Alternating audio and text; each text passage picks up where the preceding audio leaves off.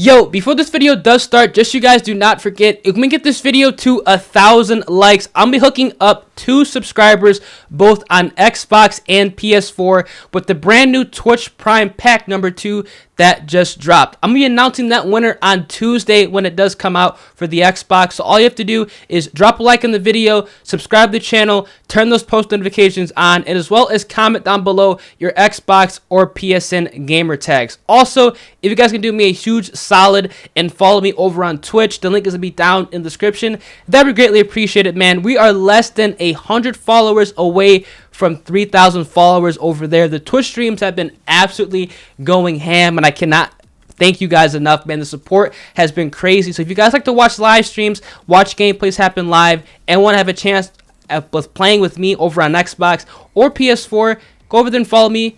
Yeah, with all that being said, man, hope you guys do enjoy today's video. It is a breakdown video. I know a lot of you guys seem to enjoy these, so let's get it cracking. Alright, what's going on YouTube? It is your boy Ears. Hope you guys are having a great rest of your day, start your day, whatever time it may be.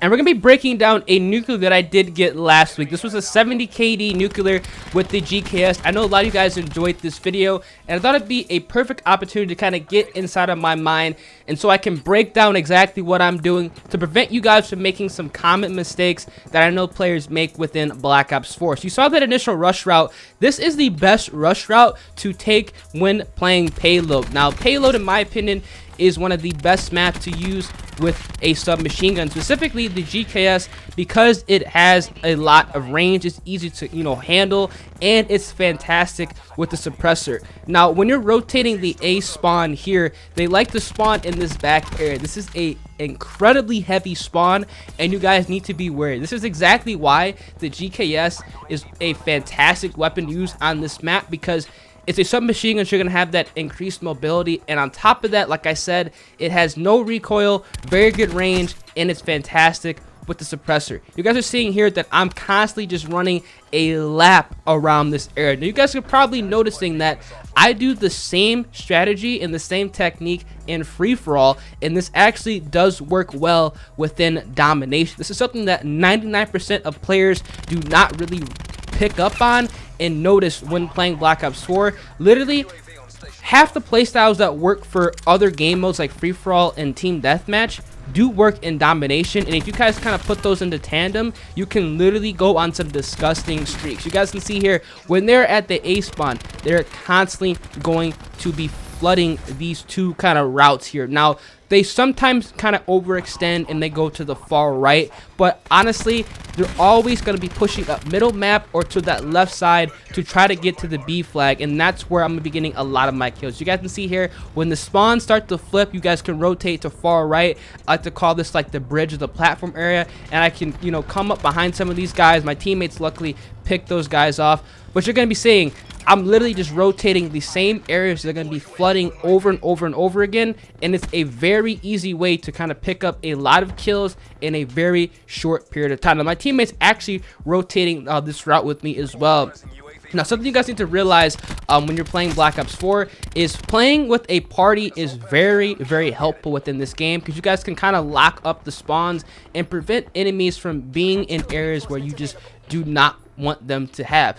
On this map, you want to have B at all times. The only time I can say not having B is super not really important is if you're playing absolutely terrible players. But if you're guys trying to get nuclears, trying to get better at the game, always assume that the enemy team is better than you. Now, that's honestly kind of weird to say. Obviously, you want to have confidence in gunfights, but you don't want to make any stupid mistakes and accidentally just mess up on a gunfight, or just make a wrong rotation, flip the spawns, and it can completely throw off your nuclear. Maybe you get shot from behind, or you just run out of time, you can't get your nuclear in the gameplay, which has happened to me a lot. And that's something you guys definitely don't want to do, because I don't know about you guys, but literally losing a nuclear because the game ran out is worse than dying off of a nuclear. Let me know if you guys agree with me on that, because that's something that's very, very annoying. Now, this is a part of the gameplay where things started to slow down. Now, I run the War Machine on this map. I always run the War Machine because you can use this to clear off the B flag. You can kind of fire it in the back of their spawn, and I kid you not, I've gotten a couple of War Machine shells where I've killed like 7 people with it. Now, I tried to cross map them right there. It's kind of a Hail Mary. Sometimes it does work. I've hit it a couple times, believe it or not. It literally lands right in front of C if you shoot the war machine there. So if you see the enemy team capping C, or you hear them capping C, and you're right in that position with the war machine, fire all 6 of your shells. I can guarantee you're going to get a couple kills, and they're going to immediately flip back to A flag, and you kind of get them back, you know, in a lockup, you know, in a spawn trap per se. Even though these guys, you know, in this gameplay weren't spawn trapped at all, because they literally were spawning all over the place. Now, you guys saw I picked up a rampart. Now, having a rifle as a backup is also very important within Black Ops 4. I know a lot of guys, for whatever reason, I don't know who made a video on this or whatever, people typically don't pick up, you know, weapons off the ground in this game, which is very strange. Now, I always have a teammate, or, you know, I'm running scavenger, so technically I don't need to pick up another weapon, but having a weapon that you can pick enemies off at range is super helpful. And I find myself getting almost literally like half of my kills on nuclear streaks, depending on the map, with a picked up weapon. Now right here, a rampart is really good at this area, so I obviously swapped to the rampart. You want to kind of judge, you know, the lines of sight and the ranges where you're at, and you want to swap to a weapon that's appropriate, because obviously if I have a GKS at that range, or I have a rampart at that range, I'm picking the rampart because I can easily kill them in like 3 bullets, especially if it has double high caliber, which like literally like majority of players are running on the rampart. I think a lot of us content creators have probably told a lot of you guys to run a double high cal rampart because it literally is that good. Again, this is another part of the gameplay where things started to slow down. This is another thing that a lot of people make a mistake on when playing Black Ops 4. They start to rush their nuclear streaks when things, you know, start to get hectic. Now, I don't know why people do that. It doesn't matter how long you get a nuclear. It doesn't matter how long it takes. As long as you get that nuclear, that's what matters, because at the end of the day, it's just like, who the hell cares if it took you 10 minutes to get it or if it took you 2 minutes to get it? Because odds are the 2-minute nuclear is going to be nothing but luck, and the enemy players obviously have to be absolutely terrible for you to get 30 kills in a row, you know, in 2 minutes. They have to be terrible. So there really isn't, you know, there is skill involved, but it's a different type of skill. There's more luck in that. These like methodical nuclears where they take like 8 minutes to get, but you're not dying, and you're getting a lot of kills on top of that, those are the kind of nuclears you want to shoot for, and those are the nuclears that, you know, are going to make you a better player. Now, you guys saw there, when you have a lot of enemies rushing you, you kind of want to push back, and that's kind of what I do when I'm getting rushed out. Right here, I'm sitting on this top head glitch looking into the A spawn. That's a fantastic head glitch to sit. I don't recommend sitting there with a submachine gun, but like I said, if you pick up a rifle or like a tactical rifle, obviously being able to sit at that head glitch and to shoot them when they're coming up middle is super easy. And, you know, the only way they're going to be killing you is if they have, you know, some type of, you know, sniper or maybe an auger DMR. Those are like the only 2 guns that take me off of that head glitch clean, are the ones that, you know, instantly kill players. Right here, I switched to my rampart again, take him out easy peasy. I have my strike team again, and the round is about to end. Now, when the round's about to end, you want to make sure that you are playing, you know, carefully. Right there, I almost died. When you're about to get hit off that head glitch, you want to just dip. Don't worry, you know, it's not being a coward running away, you know, if you can't win the gunfights. You always want to make sure you're having, you know, the best position possible. You always want to make sure that you're in a great position, a better position than an enemy the enemy players, so you can guarantee that nuclear. Now, my teammate here is just absolutely destroying with the Damon. The Damon is absolutely ridiculous. It's like the fastest killing gun in Black Ops 4 right now. So when the round starts, this is something you need to keep in mind. Now, I like to push the left side all the time when I play on this map Payload. Always push this route. Always. You never go up middle map. You will get sniped. Sometimes I like to cut through mid and kind of get on that little barrel head glitch or the crate head glitch. But if you kind of wrap around here, usually players are not expecting you to get around the map this quickly, especially if you have a submachine gun. You can kind of pick enemies off right here. Again, I almost lost the gunfight, so I just dipped. There's nothing really wrong about that. I surely would have died right there, because I'm pretty sure that guy had like a rampart or like a tight or something like that, so I would have got clapped. So I ran back, kind of picked up the ammo box, and I'm going to push the spawn. Now I have the war machine again, so it's pretty much a GG at this point. They're spawning back over there.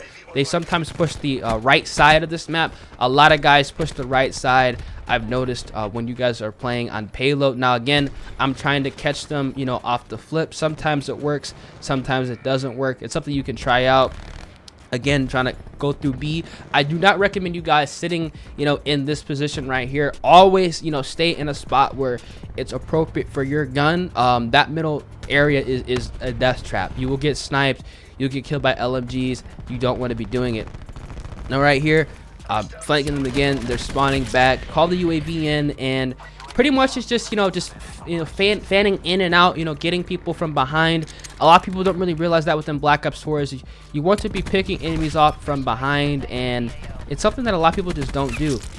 Right there, another guy on the head glitch. I dip, and now I'm going to do a complete wrap and catch those guys on the far right. A lot of players don't typically do this. Now, if you have the drone squad on, the drone squad, it was protecting me in this video. It's not, excuse me, in this video, in this gameplay, but honestly, it did steal a lot of my kills. You saw there, typically, if you're trying to get nuclears and the game mode is kill based, I'm playing deathmatch domination, but this applies for literally domination, TDM, whatever.